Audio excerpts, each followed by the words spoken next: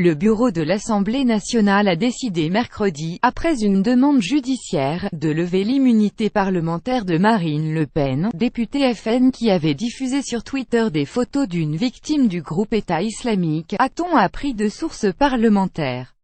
Cette levée d'immunité doit permettre qu'un mandat d'amener soit délivré et que l'élu du Pas-de-Calais se rende aux convocations du juge, selon ces sources.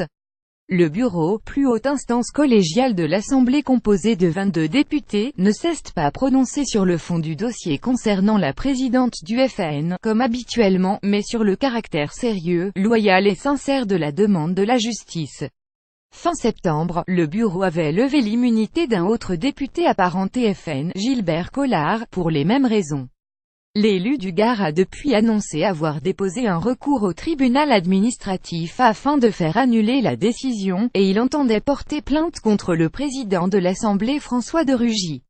Une enquête préliminaire avait été lancée en décembre 2015 par le parquet de Nanterre pour diffusion d'images violentes visant Gilbert Collard et Marine Le Pen, alors eurodéputée, puis deux informations judiciaires distinctes ouvertes.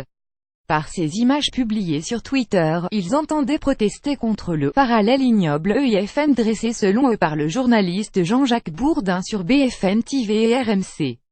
3 ans de prison et 75 000 € d'amende. Le Parlement européen avait accepté en mars de lever l'immunité de Marine Le Pen.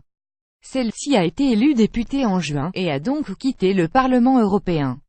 Tout député ne peut faire l'objet d'une arrestation ou de toute autre mesure privative ou restrictive de liberté sans l'autorisation du bureau, sauf en cas de crime ou de flagrant délit.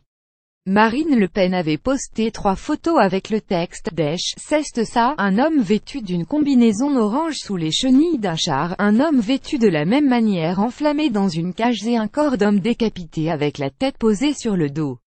Elle avait ensuite retiré une des photos, celle de James Foley, qui avait profondément choqué la famille de l'otage américain exécuté par les. Le code pénal punit de 3 ans d'emprisonnement et de 75 000 € d'amende le fait de diffuser un message à caractère violent, incitant au terrorisme, pornographique ou de nature à porter gravement atteinte à la dignité humaine, lorsque ce message est susceptible d'être vu ou perçu par un mineur.